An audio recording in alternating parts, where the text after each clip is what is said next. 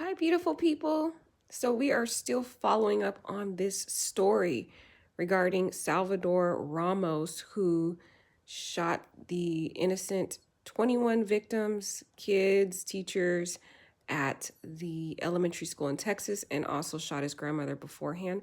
There are so many sinister information coming out about him.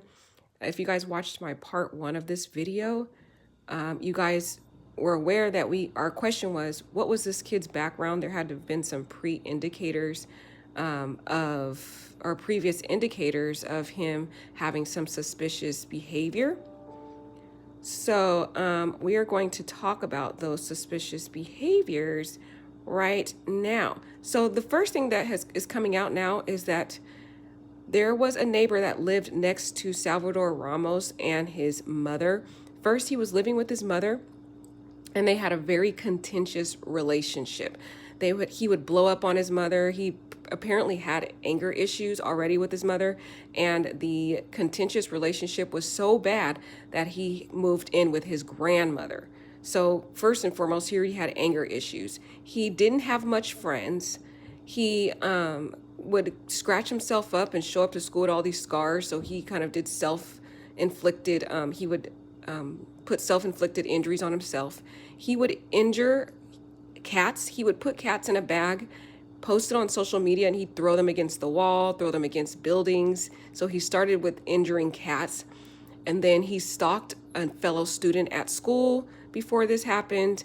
And eventually, online, when the incident happened, on the day of the incident, he reposted 3 different warnings on his social media. The first thing he posted was that he was going to shoot his grandmother, and then he subsequently did.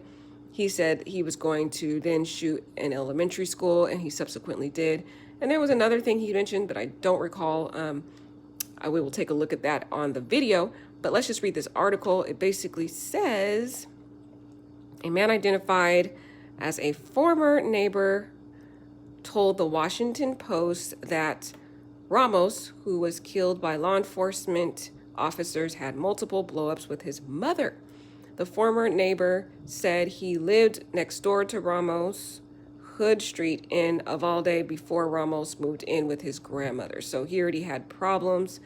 They already know the rest of this information, that he had 2 different firearms. So let's take a look at this video that is going to discuss a little bit more details.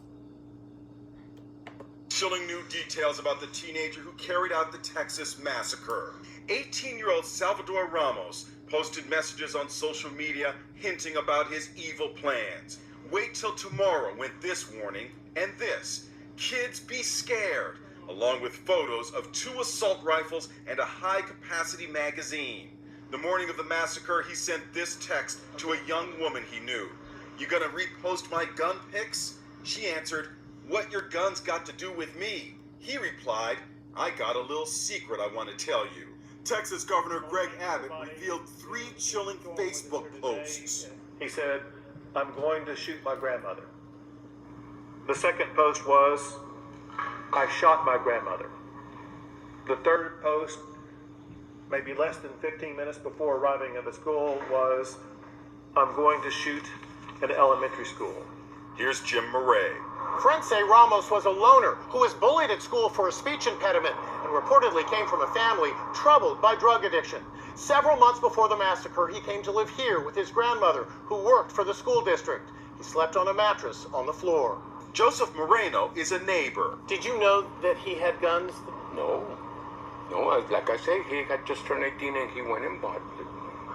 And he told this friend of his, look what I got. And the friend said, hey bro, what do you need those for? He says, don't worry about it. That was his answer. Don't worry about it. Kind of gives you chills, doesn't it? Yes. Ramos reportedly became obsessed with the video game Call of Duty.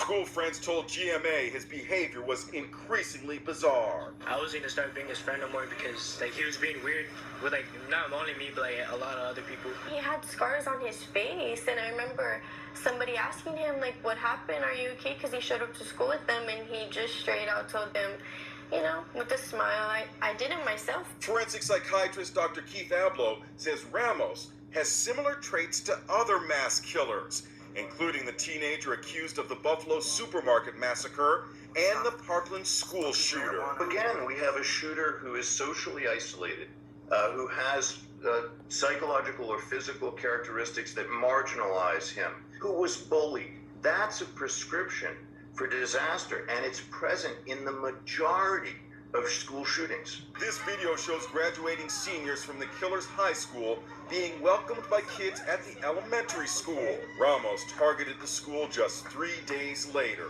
The day of the shooting, Ramos had a fight with his grandmother over failing to graduate. She was shot in the face and is in critical condition. He shot his own grandmother, and from that point just triggered this mass shooting. Ramos fled the home in his grandparents' pickup truck, crashing into this gully. Surveillance video shows him running into the school seconds later. The massacre was about to begin. So there were already so many signs that the parents, the grandmother, everybody seen this kid already had anger issues. He was arguing with his mother, then he argued with his grandmother days before. This kid, I'm shocked that the grandmother or the mother didn't get him any form of therapy. He clearly needed it. He was exhibiting antisocial issues, and he also posted online. So I just feel there were so many failures on so many ends, from the parent, the mother, the grandmother not getting him counseling, not at least after some point reporting some of his indicators to the authorities to say, hey, even though it's a family member, when there's individuals who have these type of unstable characteristics, first, why do you permit